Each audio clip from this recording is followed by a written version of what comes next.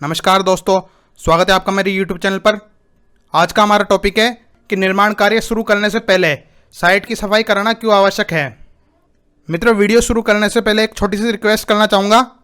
यदि आपने मेरा चैनल सब्सक्राइब नहीं किया है तो कृपया सब्सक्राइब करें, क्योंकि मुझे इससे मोटिवेशन मिलता है और मैं और भी ज़्यादा मेहनत कर पाता हूँ। तो यार सब्सक्राइब ज़रूर कर लीजिए। तो इसी के साथ वीडियो को शुरू करते हैं। तो मित्रों, शुरुआत करते हैं इस बात से कि साइट पर काम शुरू करने से पहले वहाँ की सफाई करवाना क्यों ज़रूरी है। फ्रेंड्स, कई लोग मुझसे पूछते हैं कि हम साइट की सफाई में पैसा क्यों खर्च करें, जबकि जो कचरा होगा वो तो नीचे दब जाएगा, तो फिर सफाई क्यों करवाएं। देखिए दोस्तों, जब हम साइट पर जाते हैं तब हमें साइट कुछ इस प्रकार मिलती है या फिर कुछ इस प्रकार मिलती है। मित्रों, सफाई करवाने का सबसे पहला कारण है कि साफ और समतल साइट पर काम आसानी से किया जा सकता है। इसके अलावा जो सबसे बड़ा कारण है वो है साइट की शुद्धता। दोस्तों, अगर आप कचरे के ऊपर घर बना देंगे तो मान लीजिए जहां आपने प्रेयर रूम या पूजा रूम बनवाया है उसके नीचे कई सारी अशुद्ध चीज़ें जैसे शराब की बोतलें, कुछ मरे हुए जानवरों की हड्डियां, गंदा सा प्लास्टिक, ऐसी कई प्रकार की गंदगी नीचे दबी हुई हो और आप ऊपर बैठकर पूजा कर रहे हो या ध्यान वगैरह कर रहे हो, तो सोचिए आप पर कितना बुरा असर पड़ेगा। मित्रों, हमारे ग्रंथ तो सफाई को महत्व देते ही है, उसके अलावा साइंस भी सफाई को महत्व देता है। अब आप पूछेंगे कि भाई साइंस का सफाई से क्या काम। तो मित्रों, मैं आपको बता दूं कि साइंस भी यह मानता है कि नीचे गड़ा हुआ प्लास्टिक और कचरा न सिर्फ मिट्टी को नुकसान पहुंचाता है बल्कि यह हमारे स्वास्थ्य के लिए भी हानिकारक होता है। ऊपर से वह बात तो है ही कि अशुद्ध जमीन पर न तो रहा जा सकता है और न ही पूजा की जा सकती है। यदि आप नास्तिक भी हो तो कम से कम आपको साइंस का ख्याल रखकर साइट की सफाई करवानी चाहिए ताकि आपका परिवार स्वस्थ रहे। दोस्तों, अब सवाल ये आता है कि जो कचरा है वह बहुत ज़्यादा गहराई तक हो तो क्या करें। तो इसका सीधा जवाब है, आपको तब तक खुदवाना है जब तक आपको विश्वास ना हो जाए कि अब कचरा नहीं रहा, चाहे इसके लिए आपको 4 से 5 फीट मिट्टी खुदवा के क्यों ना फिकवानी पड़े।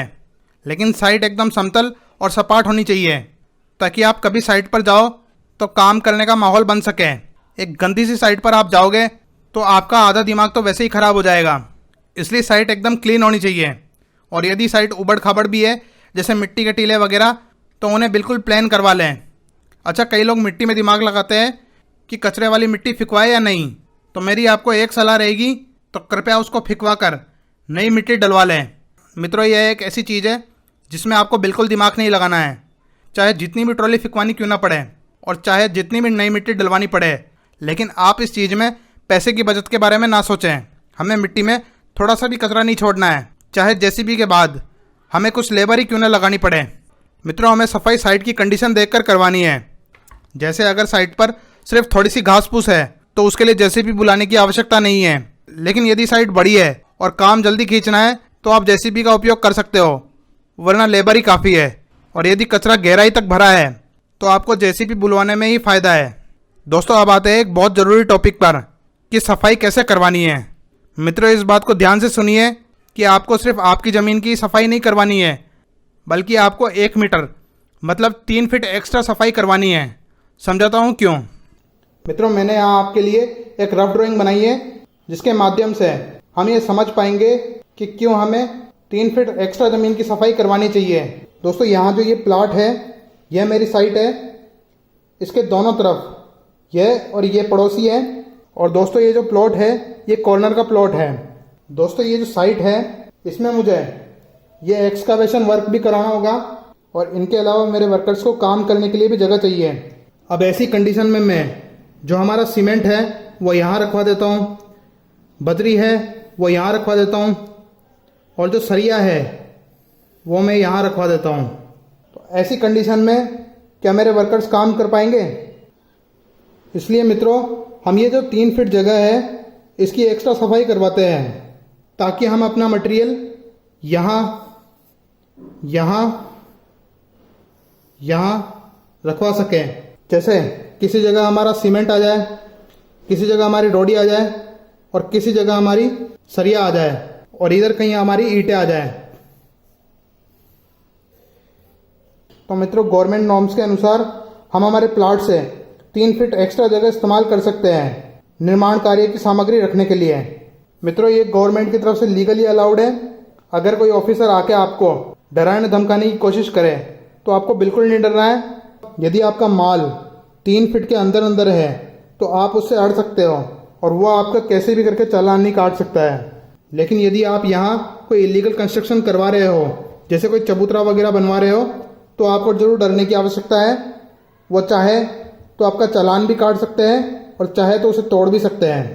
लेकिन आप इस जगह को सिर्फ और सिर्फ माल रखने के लिए इस्तेमाल कर रहे हो तो वो आपका कुछ नहीं कर सकते। कई सारे लोग ऐसे होते हैं जो आपको डराने की कोशिश करते हैं, लेकिन आपको बिल्कुल नहीं डरना है। तो इसलिए हम इस 3 फीट एक्स्ट्रा जगह को क्लीन करवाएंगे, यहाँ भी और यहाँ भी। तो मित्रों, अब वापस आता है टॉपिक पर कि हमें एक्स्ट्रा 3 फीट जगह की सफाई करवाने की आवश्यकता क्यों है। हम माल तो कहीं भी रख सकते हैं, तो फिर हम आसपास की सफाई क्यों करवाएं। तो मित्रों, मान लो आपने सिर्फ अपनी ज़मीन की सफाई करवाई और आसपास की ज़मीन को छोड़ दिया। ऐसे में जब आप माल मंगवाओगे और मान लीजिए आपने वहाँ 1.5 लाख रुपए की बजरी डलवाई और गंदगी में मिलने के कारण नीचे की बची हुई रेत जो है वो खराब हो गई और हम ये मान के चलते हैं कि 10% का नुकसान हो गया, मतलब 15,000 की बजरी अब उपयोग करने लायक नहीं रही। तो सोचिए मित्रों, कितना बड़ा नुकसान हो गया। मित्रों, 15,000 कोई छोटा अमाउंट नहीं होता है, यह बहुत बड़ा अमाउंट होता है। ऐसा ही सीन रोड़ी में है, उसमें भी इस प्रकार की वेस्टेज होती है। मित्रों, एक बार ये चीज़ें कचरे में मिल जाती है तो फिर उसे हम कंक्रीट में इस्तेमाल नहीं कर सकते हैं।